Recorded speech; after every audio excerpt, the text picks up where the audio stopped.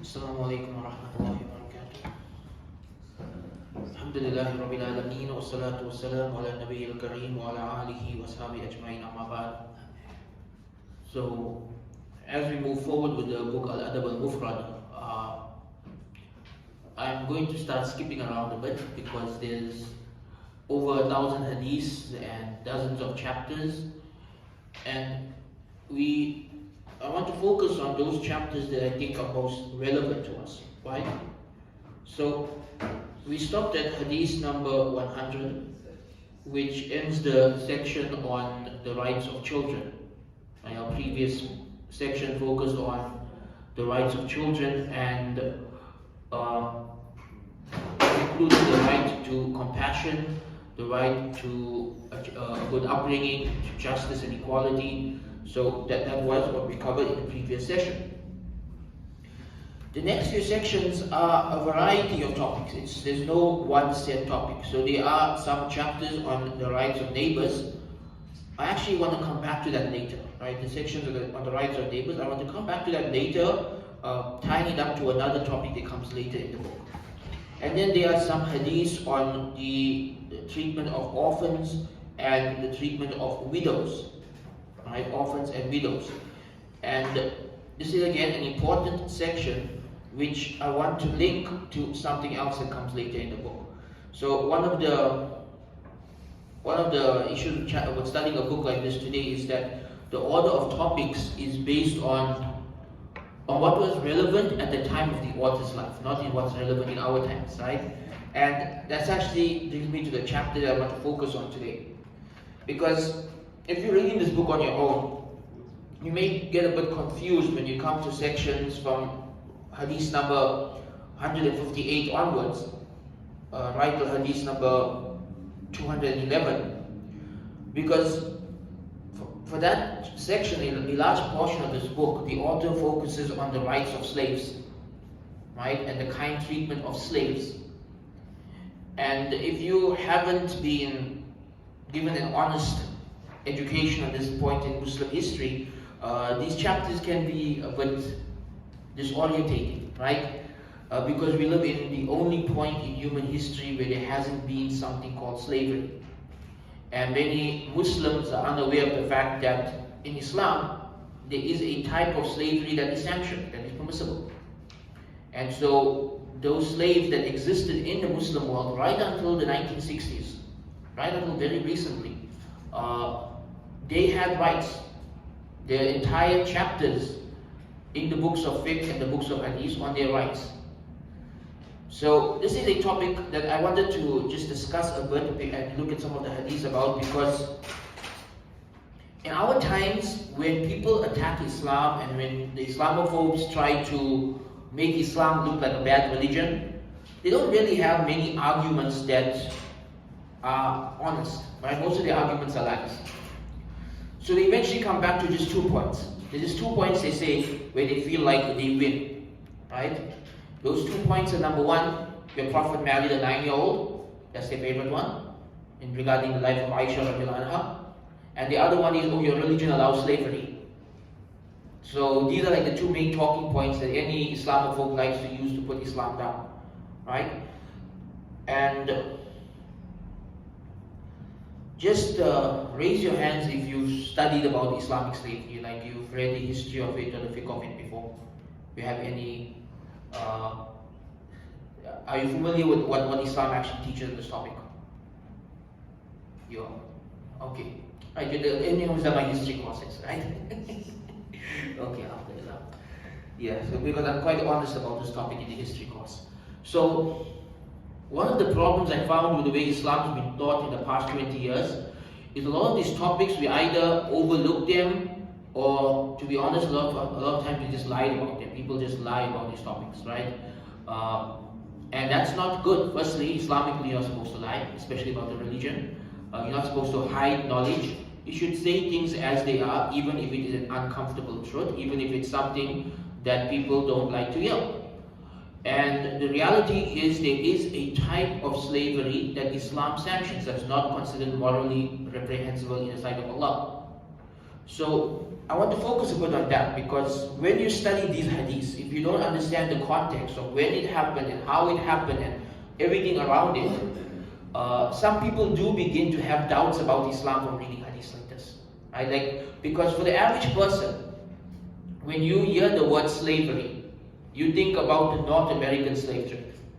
Right? You think about blacks being oppressed by whites. You think of a very racial enslavement from one race to the other, where there's this abuse, there's violence, there's absolutely no rights for the workers, a very harsh and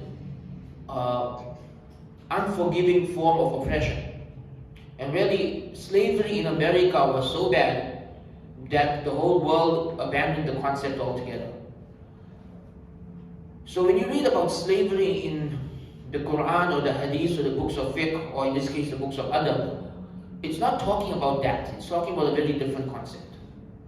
It's talking about the distribution and treatment of prisoners of war, right? Because in Islam, you can't do what most people used to do in history is, like, if they find a person, like the story of Yusuf alayhi salam, people found him in the well, and they just took him as a slave, right? In Islam, you can't do that. In Islam, the only ways that people could become slaves is if they were born to parents who were slaves, or if they were captives of war. And I want us to look back at what the world was like in the time of Rasulullah sallallahu alaihi wasallam, for the bulk of human history. Just say you have two villages or two towns that are at war with each other, right? And one conquers the other. What do you now do with the population of your enemies? Right? If you let them go, they will come back for revenge within a few months. Right? They'll probably come in the middle of the night and slaughter your people. Especially if it's been a bloody war and you've killed most of their men, there's going to be people who want revenge. The alternative that a lot of nations used to do, not Islamic, but other nations used to do, like the Mongols, they just massacre everybody, just kill off the whole town, right? So no one's coming back for revenge. The third option would be to put them all into some giant prison, right? Like basically imprison the entire city, and that's not practical.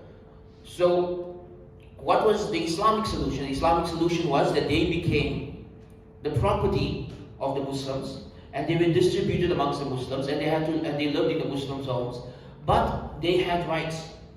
I would argue they had more rights than many free people today, because Islam made it very clear, as you will see in these ahadiths. Islam made it very clear that, Islam made it very clear that every human in the Muslim empire has rights. And so there were people in the Muslim empire, I think the battery is stuck on this, who they were slaves, right? In the sense that they were prisoners of war, they were owned by people, but they had a lot of rights. One of those rights is that they be given good homes, they've been given good clothing, good food. You're not allowed to hit them, you're not allowed to overwork them. You create means through which they can earn their freedom. And from the beginning, Islam has been more pro-freedom than slavery. That slavery was there as something that existed and was a necessity of most of human history. So there's a lot of fiqh governing slavery because it's something that's been there for the bulk of human history. Anything that exists, Islam needs to have laws for it. If Islam didn't reveal laws for it, then slaves would have been oppressed, they would have been mistreated, right? So Islam came with strict rules on their rights, but it also came with many ways for them to be free. So for example, if for many sins that people commit, the kafara, the compensation for your sin is to free a slave, right? The compensation for the sin is to free a slave. So very often slaves will get free for things like that. As you'll find in these ahadiths, sometimes even if you had to hit a slave, right?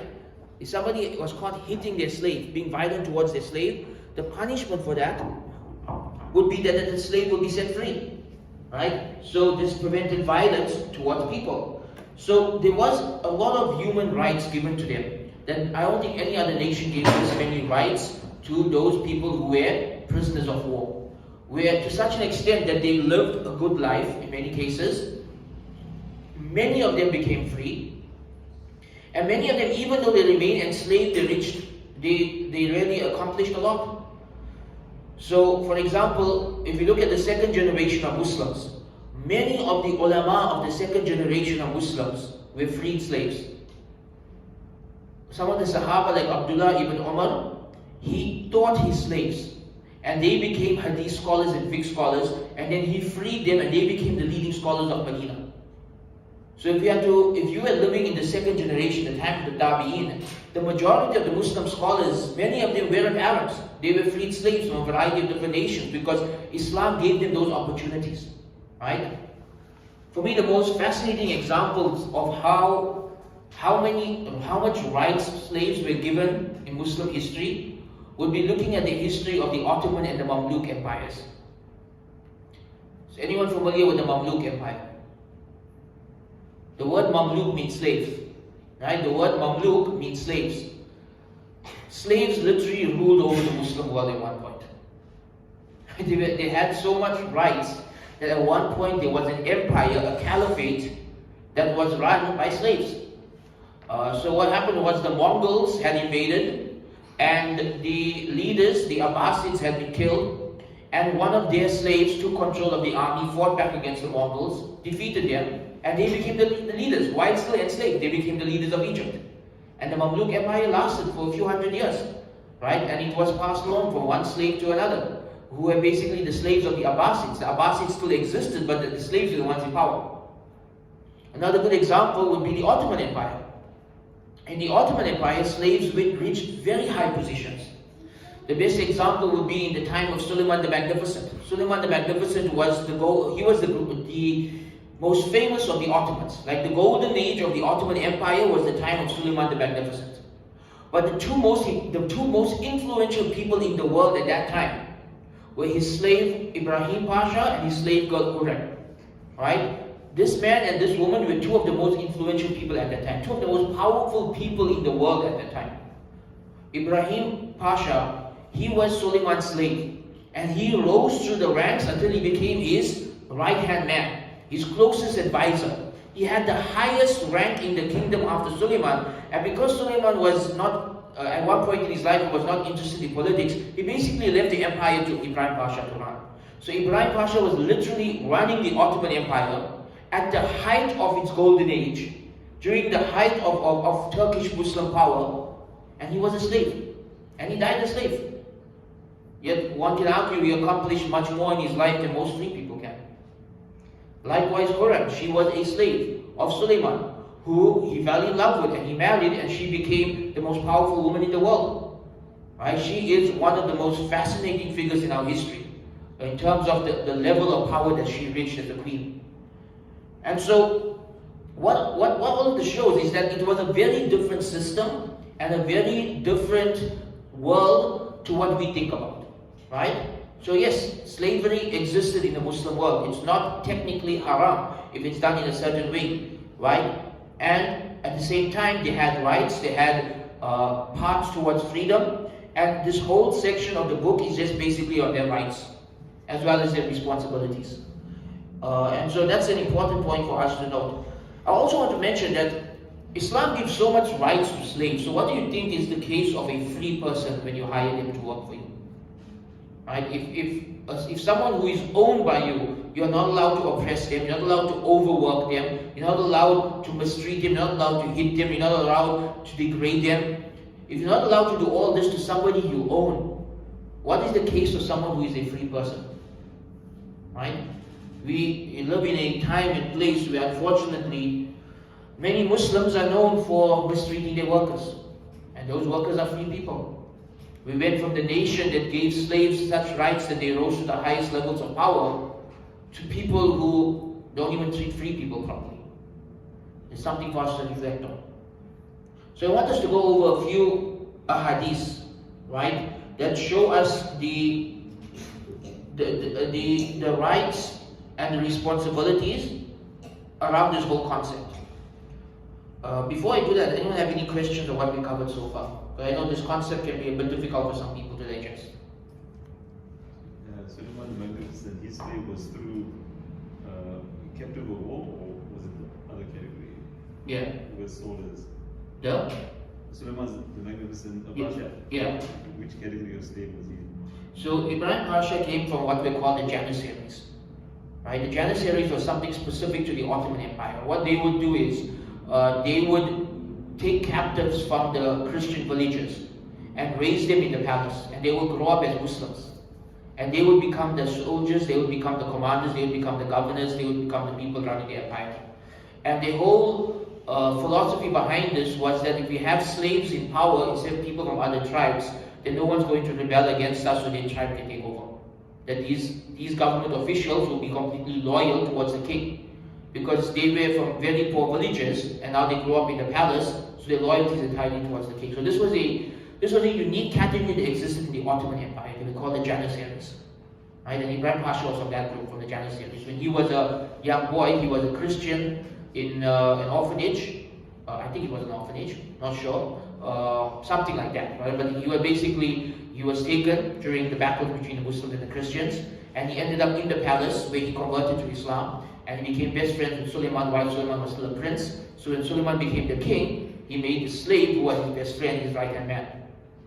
And at that point he becomes like the most powerful person in the empire, right? So yeah, you can see he was like a prisoner of war, right? But a special category that existed in the Ottoman Empire.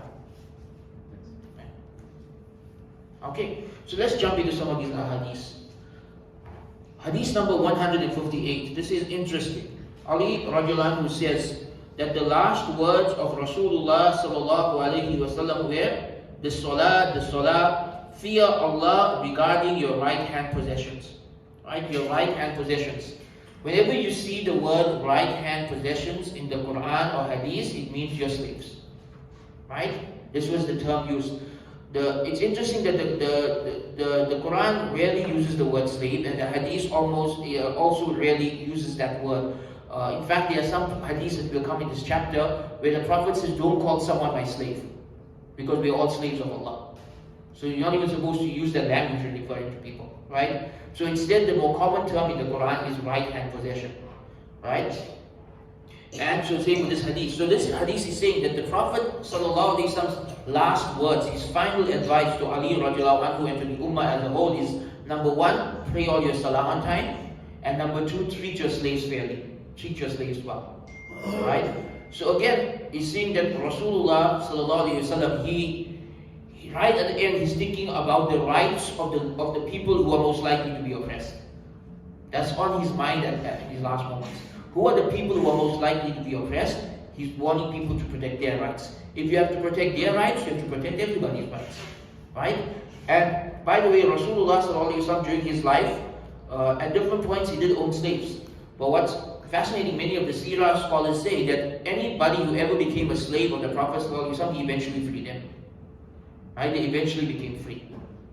So the most famous example is Zayd ibn Haritha, right? We know that Zayd ibn Haritha was a slave of Khadija. She gave him as a gift to Rasulullah sallallahu alaihi wasallam, and Rasulullah sallallahu alaihi wasallam freed him and adopted him as a son. In a way, we know later that became abrogated, but still he treated him like a son for the rest of his life, right? Another famous example is Maria al-Qibtiyah. She was a slave of the king of Egypt, and he sent her as a gift to Rasulullah sallallahu alaihi wasallam, and they had a child together, Ibrahim, right? And Islamically, according to fiqh, if a man and his slave have a child together, when he passes away, she becomes free, right? Because her child is born free, so she also becomes free when her owner passes away, right? So Rasulullah sallallahu alaihi wasallam, anyone who came to him as a slave, and notice the people who came to him as slaves never bought them. Somebody gave it to him as a gift, and then he frees that person eventually, right? And I forgot to mention this, one of the earliest revelations in the Quran, in Surah Al-Balad, one of the early Makkah surahs, Allah subhanahu wa ta'ala says, shall I tell you what is piety? It is the freedom of slaves.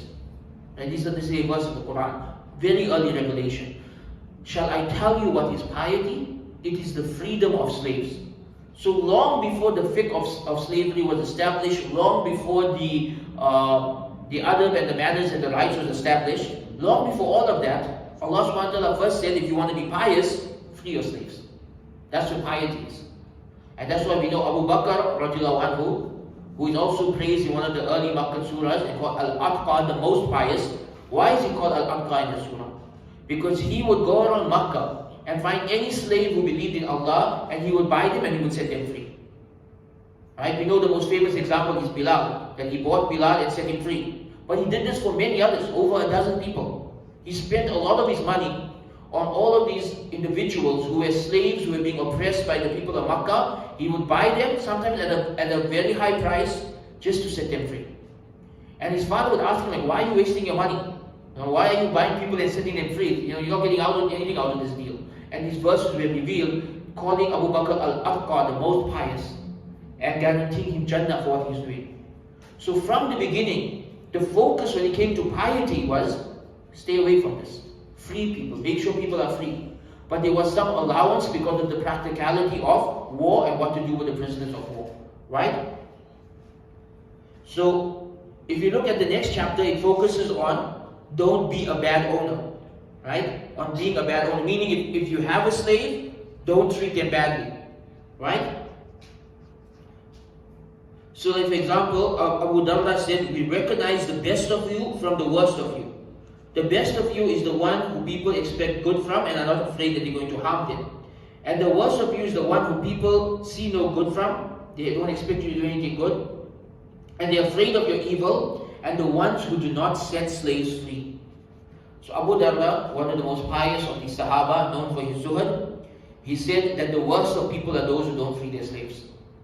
If Allah has made somebody a person slave through a war or through a gift or whatever, piety would be to help that person become free. And one of the interesting things about Islam was that one of the main part towards freedom when it came to slaves was financial security. You see, like for many countries, when they ended slavery, they ended up with a new class of free people who were poor. Millions of poor people, right? And many of them never escaped poverty. Many people today who are poor, their ancestors were slaves. What Islam did was Islam created a system where a slave could work their way up in life financially, and then they become free. So when they become free, they are financially secure. So this was called the Mukataba system. And what the Mukataba system would be was that the slave owner will tell his slave that if you can earn this amount of money, he will set the money whatever he thought was fair. If you can earn this amount of money, you are free. And you will let him go to the marketplace, let him do business, let him have his own money, let him build up his own savings. And once he brought that amount of money, he's like, okay, you can take care of yourself. You know how to do business. You're earning your own money. You're able to get started with a good life. You will become free automatically as a part of that promise, right? So many of the people who became prisoners of war to the Muslims would very quickly become free because they were good at business, or they were skilled laborers and they were able to become free workers instead, but in a way where they weren't poor. They were able to take care of themselves. Right? So the Mukataba system is another important part of the history of slavery. The next narration, Abu Umama said that ingratitude is someone who refuses to give gifts, who likes to live alone, and who beats his slaves. So again, in Sahaba frowned upon any violence towards slaves, right? Likewise, in the next one, it mentions that a man punished one of his slaves by putting fire in his face, and Umar radiallahu anhu, when he learned of what happened, Umar set that slave free. He didn't allow this kind of abuse when he was the Khalifa, right? That if a man is treating a slave like that, then he would be, then the slave would be set free. By the way, that was a way of punishing the master, right? As well. It was a way of protecting that person from abuse, but also punishing the master because he bought that slave, he paid for it, he invested in it, and now he's free, right? Because of your act of violence. So it was like his money's gone. So it was both protecting the individual from violence while at the same time giving the other person a reason not to get violent. Likewise, if we turn to the next page, hadith number 170, from hadith 170 all the way to hadith 186, they are reminder upon reminder not to hit slaves. It's just hadith after hadith not to hit slaves. Like the Prophet ﷺ said, on the day of judgment, there will be retaliation for anyone who gives an unjust beating. Right? Anyone who gives an unjust beating. Same with hadith number 185. Right? And there will be retaliation for this. And another narration, like 179, it is narrated that one of the Sahaba saw a man slap his slave in the face, and he said, "Don't you know that this is forbidden?" And he said, at the time of Rasulullah sallallahu alaihi wasallam, that we owned a slave, and one of my brothers slapped him, and the Prophet commanded us to set him free. Right? So it's like literally over a dozen hadiths, just warning people that if you own someone, you're not allowed to be violent towards them. Right? You're not allowed to abuse them. So again, it's a very different system from the one that we know. And it's one where these people had rights, and they had opportunities, and they were given good treatment. So if you turn to the next page, Hadith 190, this is actually like the main Hadith about slavery, right, and their rights, or one version of it. I think the next 4 Hadiths is the same one in different versions. So the Prophet ﷺ said, "Your slaves are your brothers, so treat them well. Ask for their help in what is too much for you, and help them in what is too much for them." Abu Hurairah said, "Help your worker in his work. He that works for Allah will not be disappointed." The Prophet ﷺ said, "The slave has rights to food and clothing. Do not burden him with more than what he can manage." Right? Maruf said, "We passed by Abu Hurairah, and he was wearing a garment while his slave was wearing a robe. We asked him, 'Why don't you take this and give it to the man, and give this man something else instead of the robe?' He said, He said, the Prophet ﷺ said, Allah has put your brothers under your authority. If a person has a brother under his authority, he should feed him from what he eats, clothe him from what he wears, and not burden him too much. If he burdens him too much, he should help him out." This is the main hadith about the rights of slaves. The Prophet ﷺ said, "Your slaves are your brothers." Now if you actually look at the Arabic, it's interesting. The Arabic is actually reversed, right? The predicate is mentioned before the subject. It actually translates as "your brothers." That's what your slaves are. Like the word brothers is mentioned first. Why? To emphasize that one human owning another human does not violate the importance of ukhuwah, of the brotherhood between them. That person is still your brother in Islam, or at least in humanity. They still have rights over you. You can't mistreat them. So even in those situations, the primary concept upon which the entire thing was built was brotherhood. Right? That this is your brother, this is a human being. And then he mentions 3 things, 3 rules that became the main rules of the treatment of workers throughout Muslim history. Number 1 was clothe them from what you wear, feed them from what you eat, and do not overburden them with work. So we mentioned here that Abu Dhar radiallahu anhu, he actually had better clothes for his slaves than for himself. Right? That he would give them better clothing than he would give himself, because he was so worried about their rights over him on the Day of Judgment. Now again, I want us to reflect on this. In a case where a human being owns another human being, the bond of brotherhood is still there. You have to make sure that you don't overwork them, that you don't oppress them, that you give them good food, right? That you don't just give them the scraps, you give them good food. They should eat from what you eat, something similar to your type of meals. If this was the case in slavery, what about our treatment of free people today? People who are employees, who have contracts, who are free people who are working for you in exchange for money. The bond of brotherhood applies. They are your brothers. If they are Muslim, they are your brothers in Islam. If they are not Muslim, they're still your brothers in humanity. Doesn't matter what race they're from, doesn't matter what economic class they're from, doesn't matter what tribe they're from, they are still your brothers. You still have to treat them well. You cannot overwork them. You cannot underpay them. You cannot abuse them. You cannot mistreat them. Right? This is something that's been lost in our times. That too often, Muslims today, many of us, to gain a little bit of power over anyone, and we go on an ego trip. Right? We've seen this with husbands over their wives in some cases. We've seen this with employers over their employees. We've seen this with parents over their children. We've seen this with people in charge of orphans. Too often we've seen that when people are given a little bit of power, they abuse it. Now it doesn't mean that people's power should not be given to them. No, everyone has to be given their rights as per Quran and Sunnah. But we have to teach people how to use it responsibly, in a way that is pleasing to Allah. And once again, that puts us at a disadvantage living in a non-Muslim land. Because in a Muslim land, when someone abuses the power, there is a whole robust Islamic court system to deal with that, right? So, for example, in the Muslim empires, if anyone ever hit their slave, the slave could literally take them to court, right? There are many cases in history of slaves taking their masters to court for violence. So this, is something that now we either have to go through a secular court or it needs to be resolved privately, and a lot of people take advantage of that because they do not fear Allah. So it's very important that anyone who has any kind of power, we'll come to a hadith about that in a bit, actually will be the final hadith that we go over today.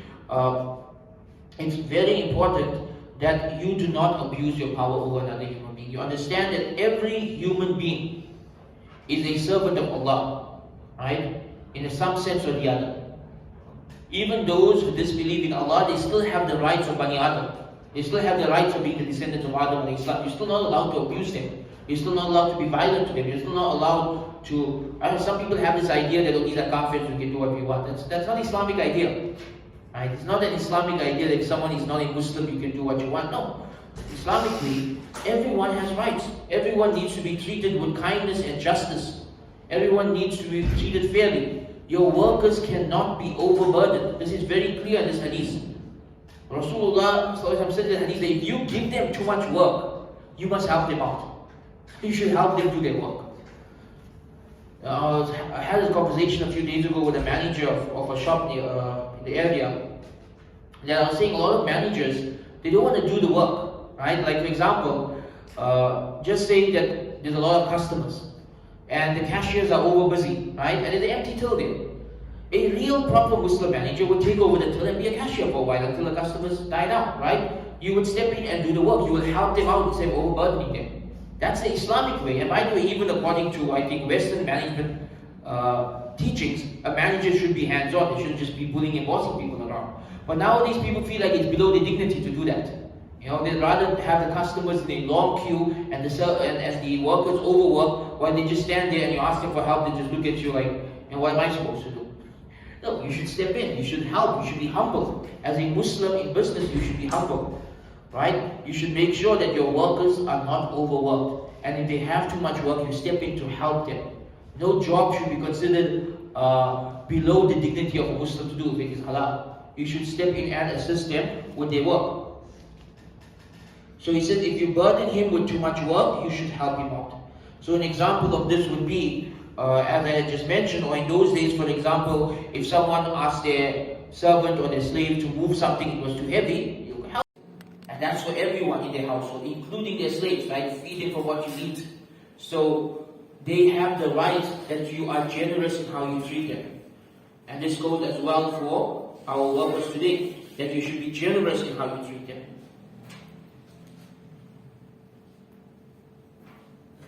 So another hadith, the Prophet said, the Prophet commanded people to give charity. A man said, I have only 1 dinar. He said, spend it on yourself. Meaning, take care of your own rights first. If that's all the money you have, sort out your own expenses first, right?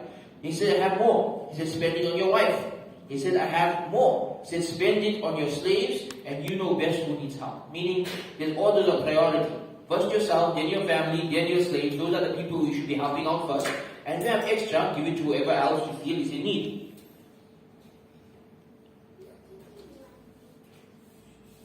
Right? Hadith 199, again the same thing. The Prophet ﷺ used to recommend that slaves be treated well and used to say, feed them from what you eat, clothe them from what you wear, and do not inflict punishment on Allah's creation. So 3 rules, that they eat similar to what you eat, you give them to wear similar to what you wear, and that you do not punish them because they are the creation of Allah. So again, you see a lot of rights were given that made things very different from how it was in other countries. Now what's interesting on the next page, if we go to hadith number 202 to 205, these hadiths basically is now turning around and advising slaves. So in those days, many slaves would be seekers of knowledge. Right? Some people will literally buy someone simply because that person knew a lot of hadith or knew a lot of fiqh or knew a lot of tafsir. And they would actually take knowledge from their slaves. And in some cases, for example, a righteous man would find a slave girl who was like a hafizah and memorized hadith, and he would buy her and free her and marry her, right? And honor her because of her knowledge. And And so what these hadiths are doing here, it's advising the slave. It's saying that basically none of us choose our situation in life. Each person is tested with something different, right? Our tests are different today. But it's possible if we were living in those times, we may have been tested with being slaves. Everyone thinks they could have been a slave owner. No, you could have been a slave. As Indians, more likely would have been slaves than slave owners, right? Let's face it, historically, that's just the way it went. But that's pretty much a possibility. So what do you do in that case? And what the hadith basically say is, you do your best, and Allah will reward you. In whatever situation you're in, you do your best. So you obey your master, you worship Allah, you try your best to be a good worker. You know, if there's a way to earn your freedom, you do it. But it says, for example, the slave has two rewards with Allah. One for worshipping Allah, and one for obeying his master. So there is a reward for being accepting of your qadr, right? That they are put in a position that no human wants to be in. But accepting your qadr and excelling in that role is something that a person will be rewarded for the day of judgment, separately from worshipping Allah. And one of the best examples of this is Yusuf alayhi salam. Yusuf alayhi salam was sold into slavery. But when he was a slave, he did not rebel against his master, he did not mistreat, he did not abuse, he did not steal, he did not run away. No, he was a very model employee, right? He was someone who everyone looked up to because of his good character. And he accepted his qadr and he tried his best to be a good Muslim within that situation. Right? So basically what the hadith is saying, that if someone is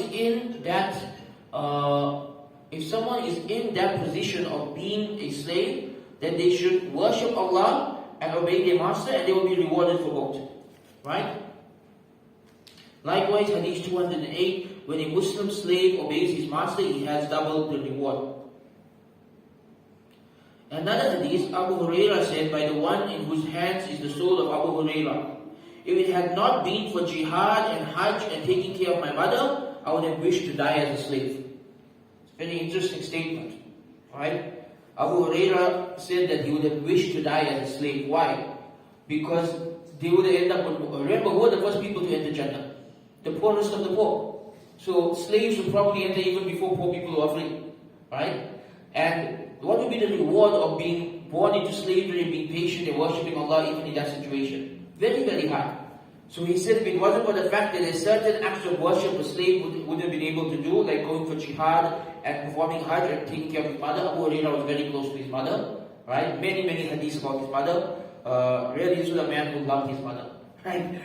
So he said, like, obeying his mother was something, because I mean, slaves, you get separated from their parents, right? You're not going to be able to bring them in your home and take care of them when they're old. And that was really Abu Hurairah's whole life, was taking care of his mother in old age.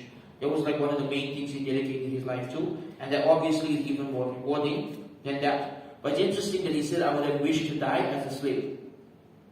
The next two hadiths then prohibit a person from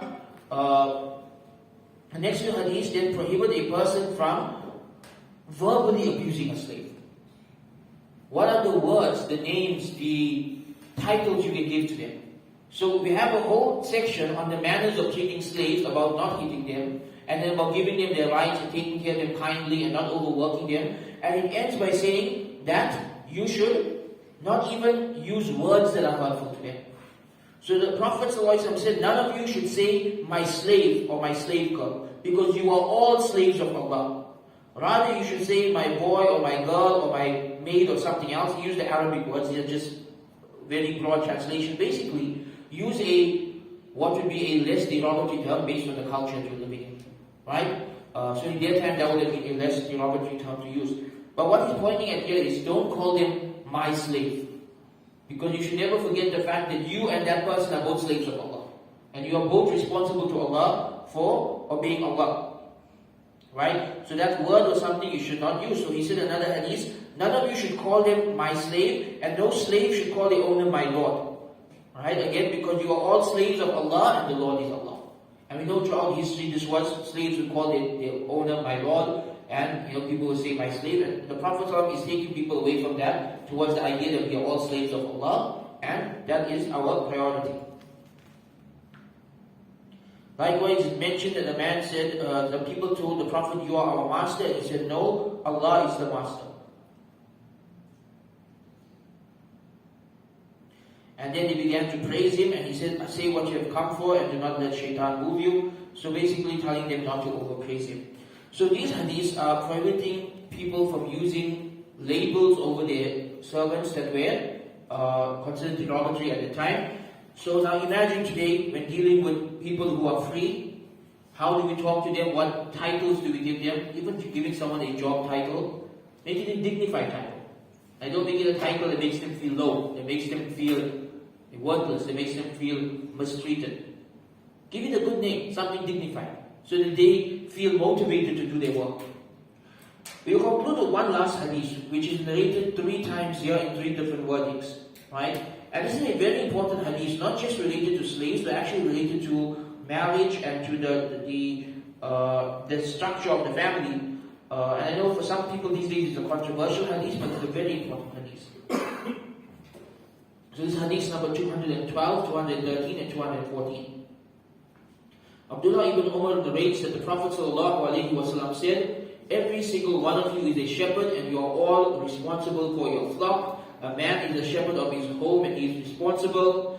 A woman is the shepherd of her husband's home, and she is responsible. Each of you is a shepherd, and each of you is responsible for their flock."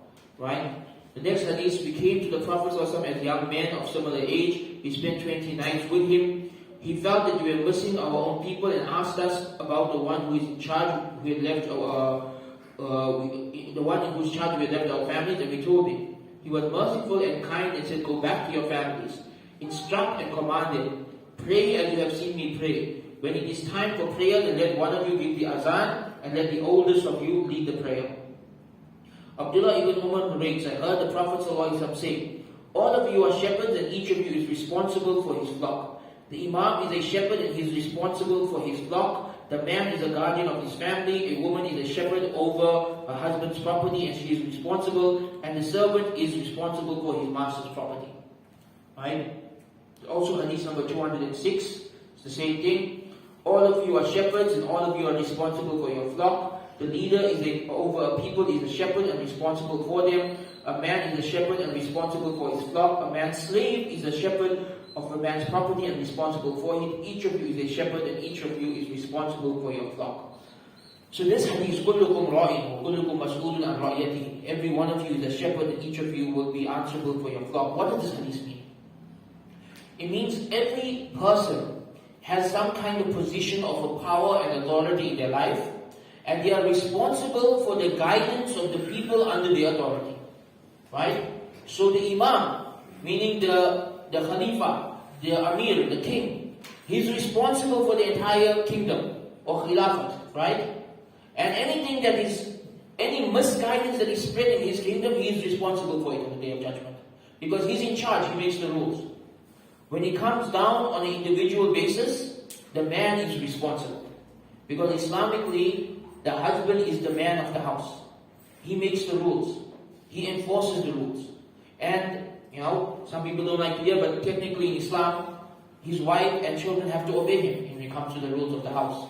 Because he is responsible on the Day of Judgment. So for example, if a man's wife doesn't observe hijab, he will bear the sin on the Day of Judgment as well. Because it is his responsibility to ensure that his wife will observe hijab. If his children do not pray, he will bear responsibility for that on the Day of Judgment. Right? Because it is his job to ensure that they pray. He needs to enforce the rules of the house.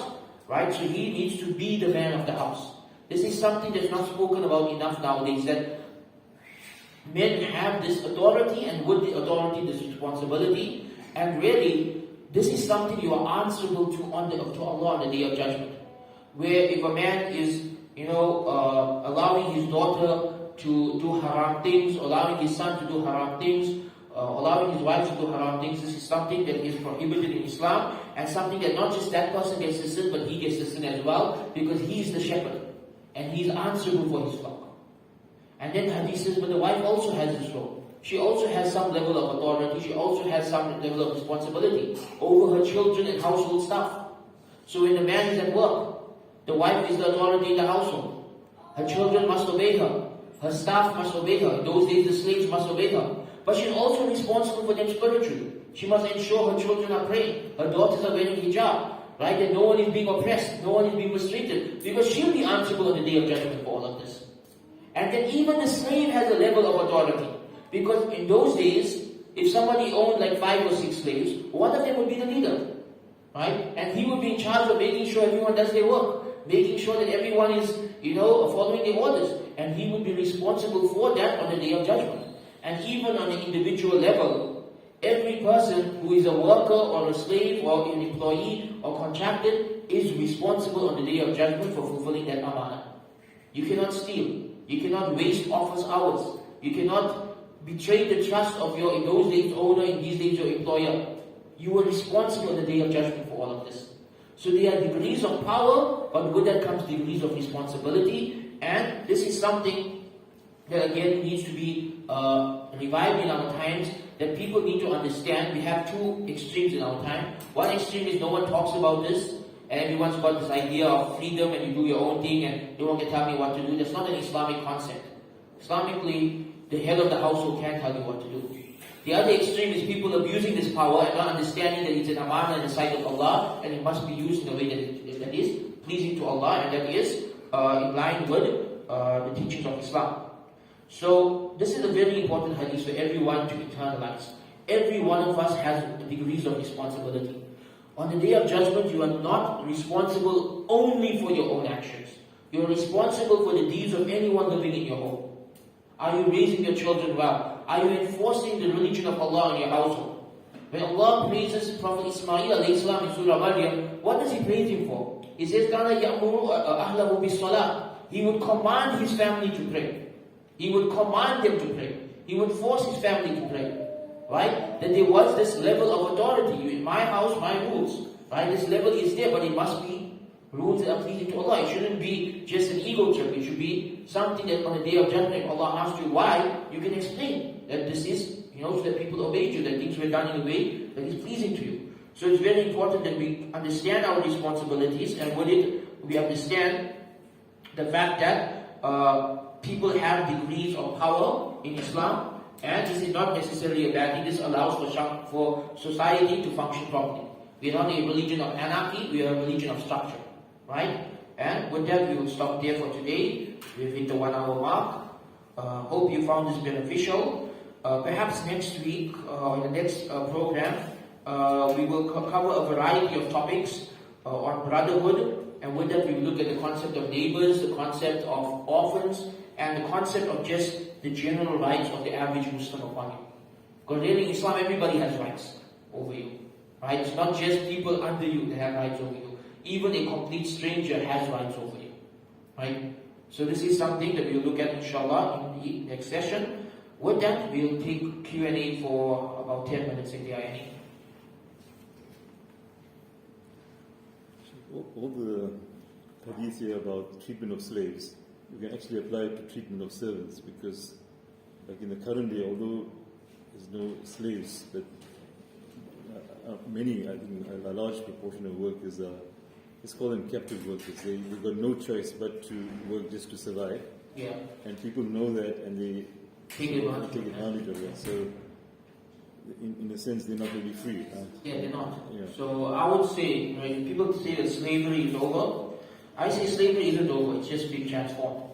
Right? Because people today are enslaved. They're enslaved by poverty, by inflation, by interest rates, by loans, by the ridiculous cost of living. People are enslaved. People literally have to work every day for the rest of their lives and never escape poverty. They stuck working the worst of jobs and treated in the worst of ways. And honestly, they would have had better lives as slaves in the Muslim Empire than they do as free people today. So, my advice to people is that if you have anyone working for you, pay them an honest wage, don't overwork them, treat them with dignity, give them a good job title, make them feel honored, and help them to work their way up in life. Don't keep them stuck at that level. Give them a path to grow, right? Don't take advantage of people's poverty. Help create a path for them to get out of poverty. That would be the Islamic way. If Islam had a system for slaves to become wealthy, that your slave could literally go to the marketplace, do business, build his own savings and become a free person. Why are we keeping people who are free today trapped in poverty? Rather, we are supposed to help people work their way out of poverty. This should just come from the fact that we consider every human being our brother and sister. We don't want people to live lives of poverty.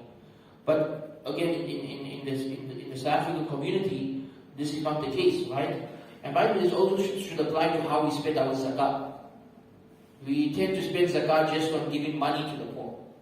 It would be much better spent on helping the poor get out of poverty. That's why I really like the idea of spending zakah on helping poor people pay their university fees or get a job or help them get out of poverty. Because that's really the purpose of zakah, is to minimize poverty, not to keep people stuck at that level. Right? So this is something we need to start thinking about. It is, again, whatever was mentioned here about slaves applies even more to free people. So if you're not allowed to abuse them, even more to free people. If you're not allowed to overwork them, even more to free people. Give them a good wage, pay them on time, treat them with dignity. They're human beings. You will be answerable on the day of judgment for how you treat them. It is something that everyone needs to internalize. Anyone you interact with, you are responsible on the day of judgment for how you treat them. That rahmah, that compassion, that justice, that kindness, all of these are things that will be on our favor on the day of judgment. But on the other hand, oppression, mistreatment, miserliness, vile, harsh behavior, vulgarness, all of these are things that will be against us on the day of judgment.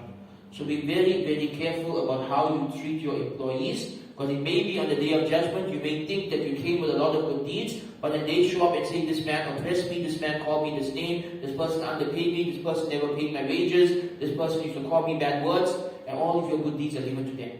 And they end up in Jannah instead.